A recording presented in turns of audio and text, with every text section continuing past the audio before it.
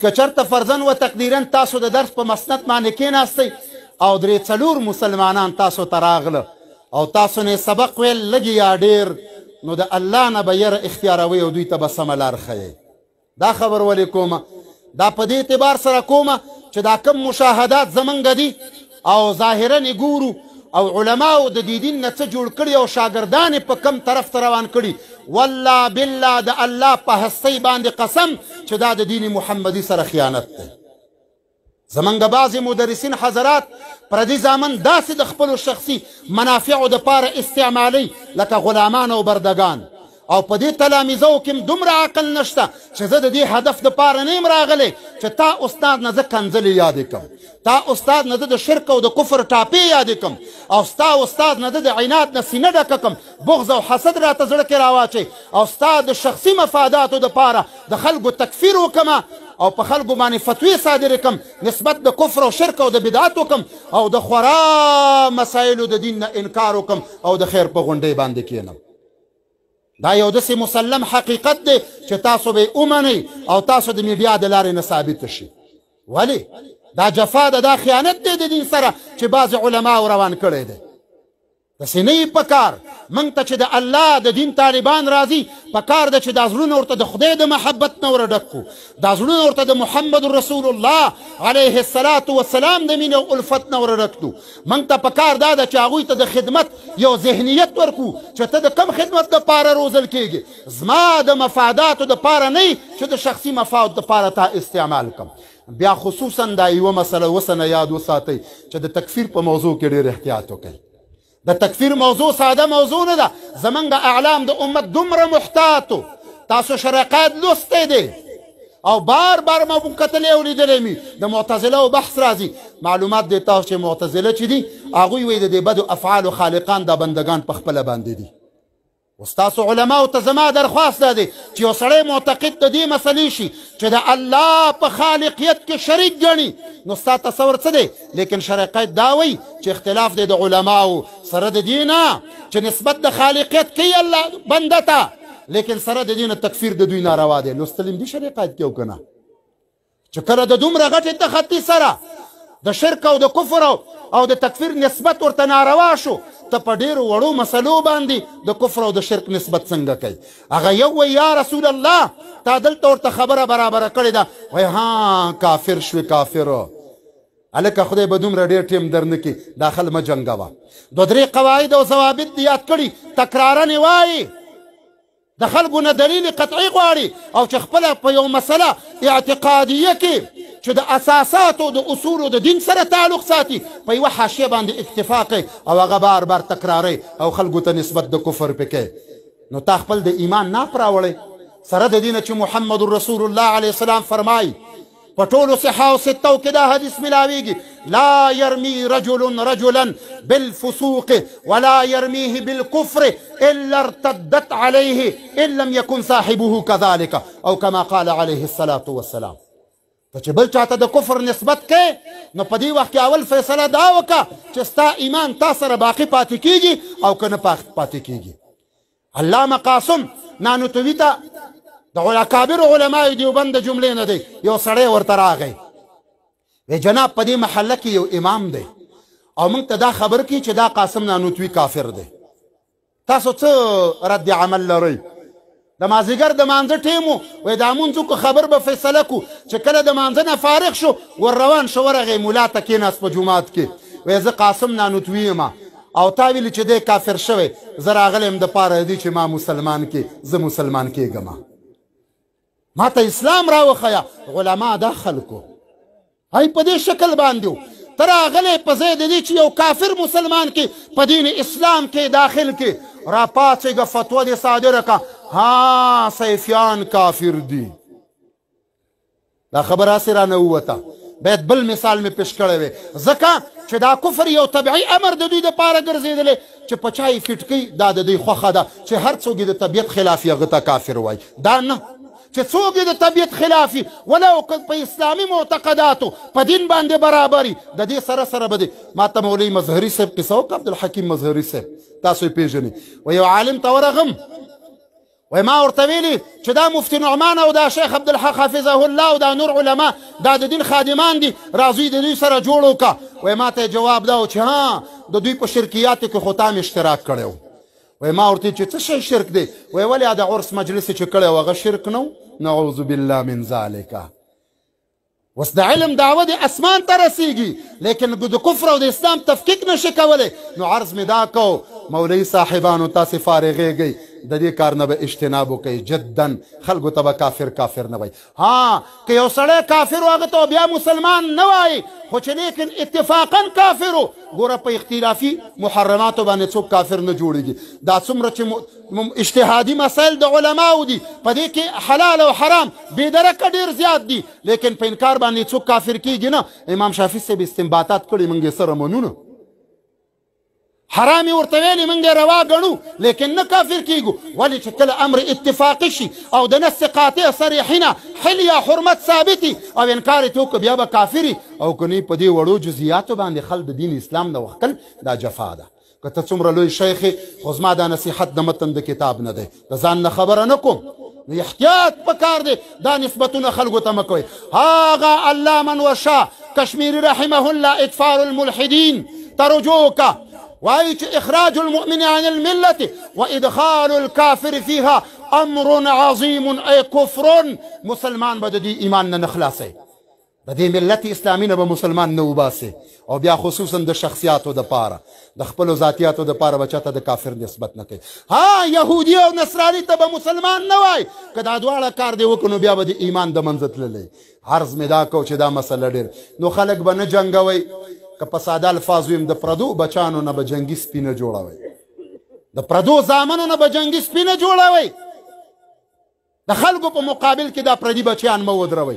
ها یو دفاع د حق ده په تاسو باندې فرض عین ده. کوم چې خوارج دي روافض دي معتزله دي مجسمه دي معطله دي مشبهه دي او دا څومره ډلې خوارج چې دي د هغوی مقابل کې ستا مبارزه والله العظیم بهترین جهاد دی. جهاد په دې لار کې به سرم ورکوي.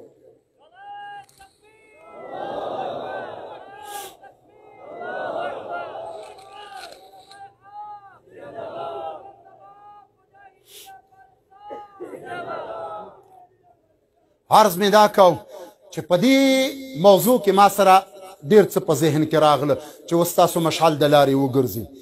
اخري خبره کومه چې کله فارغ شوې ولاړئ د مشرانو علماو به ادب ساتئ. د مشرانو علماو سره به اختلافات نه جوړوئ. سپین ږیري علما زموږ د افغانستان معزز علما دي واجب الاحترام دي. ته نوی فارغ شوی کیدی شي چې په مسله دې سره خلاص نشي.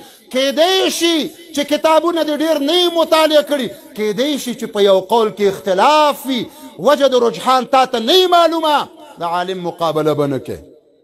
زه کشرم چا رانه پوښتنه وکړه وی دا د ګیرې تورول څنګه دي؟ مال دا حرام دي. بالکل حرام دي. مال چې بالکل حرام دي. وی چې چا لیکلي؟ مال چې مجموعة الفتاوا علامه عبدالحی لکنوي یو مستقل بحث په دې باندې کړی احادیث راوړي دي. یو ځل زمینه مساعده شوه لاهور ته لاړم یو عالم ما ته دعوت وکړو د هغه ډېره لویه مکتبه وه. دا موسوعه کویتیه چې اوس مشهوره شوې چا یې نوم هم اورېدلی نه و.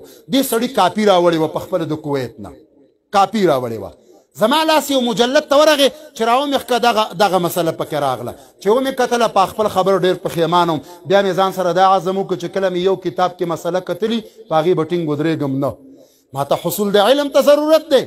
مسله په ټولو اطرافو ځان ته معلومه که بیا خلکو ته د حلال او حرام خبرې کوه. یو عالم به مسله کړي هغه به بشر سپین ږیری به ته نن فارغ شوی سبا به د هغه په مقابل کې ودرېږې بیا به ستا په افغانستان کې ځای نه وي. موږ ډېرې کپرۍ ولیدلې چې را وپرځېدلې. یو ملا ته مې د نصیحت په شکل باندې ویلې مال پرون مې یو لوی شیخ الحدیث سپین ږیري عالم ته ټلیفون وکړه چې جلسې ته راشه وایي هغه فلانی که راځي نو زه نه درځم. مال ګوره وروره هغه لوی عالم دی او ستا مخالف دی. ولې داسې کوې مخالفتونه خلکو سره مه جوړوه. وایي خو ځکه زما مخالف دی چې ما یو مسله کړې. مال څه مسله دې کړې؟ وایي مسله مې دا کړې چې څوک د ذکر په معنا نه پوهېږي نو ثواب پرې نه دی مرتب. او دا ملا خو وایي پیر دی او مریدان لري او مریدان یې د ذکر په معنا نه پوهېږي ثواب یې نه کېږي نو ځکه زما سره خلاف دی. نو ما ورته چې ملګري یې خفه کېږه مه.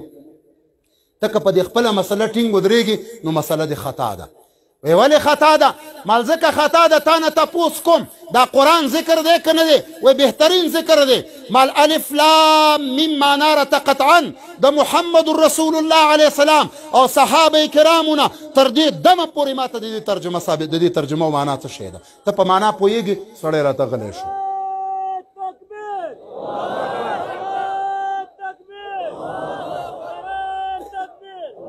الف لام میم، الف لام میم ذکر دی او په دې ثواب مرتب دی او دا ثواب په دې عام دلیل نه په مرتبوم چې قرآن ذکر دی او په دې ثواب مرتب دی، بلکې خصوصي دلیل نبی کریم علیه السلام فرمولو الف لام میم حرف. وروسته وایي چې الف بل حرف دی، لام بل دی، میم بل دی او په هر یو باندې الله څو نیکۍ ورکوي؟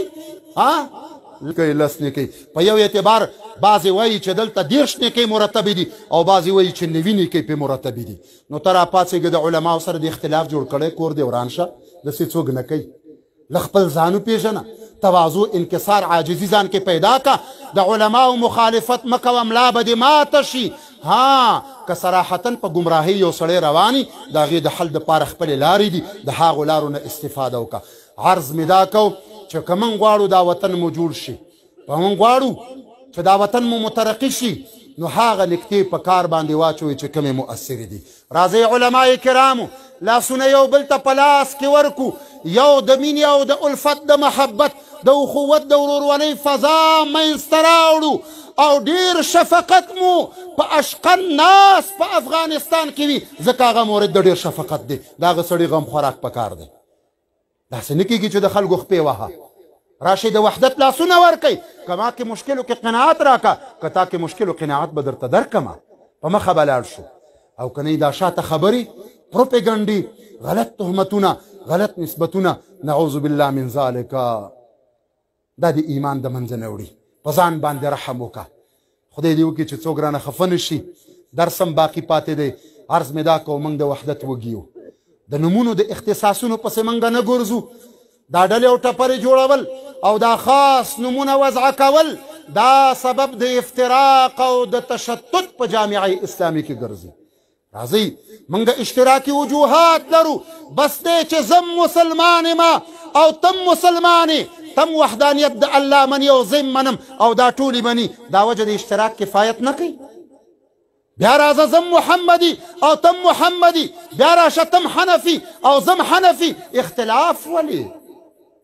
او که صرف وجه دی چې تا سره برداشت د مولانا عبدالحق د عزت نشته، دا نو اوس تا ته ډاکټر ته تک پکار دی، ستا په اعصابو کې فرق دی. تا ته معالجه پکار ده چې پردی عزت نشي برداشتولی. خدای دې نورم عزتونه ورکړي علماو ته. هر عالم چې معذب شي زموږ د سر تاج دی، زموږ د سترګو تور دی. نو علماو فاضلانو تاسو لا اوس د جلسې ته نوم د فراغت ایښئ. والله بالله که د فراغت جلسه دا ستاسو د مسؤلیت جلسه ده، د دې نه وروسته تاسې مسؤلي نستئ. تاسو ته دا پګړۍ د مسؤلیت در په سر کېږي، ته د دې نه وروسته مسؤلي، تا ته ډېرې عهدې راجع کېږي. د دې نه بعد په مسند د محمد رسول الله علیه الصلاة والسلام مبارک باندې فایزې. اوس محمدي اخلاق هم ځان کې پیدا کا، محمدي افعال هم ځان کې پیدا کا، اوس حرکات هم خپل اصلاح کا، سکنات هم خپل اصلاح کا، اخلاقیات هم خپل اصلاح کا، خدمت هم لا وتړه او د ټولو خدماتو ځان جوګه وګڼه. که منبر ته وختې نو بهترین واعظ او مبلغ شه، که میراب ته مخکې شي بهترین د سنتو پابند او د مستحباتو عامل امام شه. پام کوه چې مونځ مه مکرو کوه د خلکو. او که چرته میدان د جهاد ته لاړې بهترین قاید او مجاهد او سنګروال شه، بهترین مدافع شه. او که د مناظرې میدان ته لاړې بهترین مناظر شه. دا خبره په دې کوم چې دلته تاسو د مناظرې فن هم زده کړی دی، تاسو هر دلیل چیړلی دی او مغز او حقیقت ته رسېدلي یاستئ. دا نعمتونه فراموش نه کوئ. لوی انعام رب کریم په تاسې وکړه او اوس د دې نعمت په مقابل کې شکر عظیم واجب دی او شکر یې همدا دی چې دا کوم ما درته بیان کړه په دې طریقو باندې عمل وکړئ. الله مو اباد سوکاله او آرام لره. بیا وایم چې اندکی پیش تو گفتم غم دل ترسیدم که دل آزرده شوی ورنه سخن بسیار است او که چرته داسې نه نو تنها په نوم د عالم په نوم د حافظ او په نوم د قاري والله العظیم که مستحق د یو فضیلت شه د یو بیا فضیلتونه نه لاس ومینځه بیا فضیلتونه نشته دي تاسو دا میډیا بنده کړئ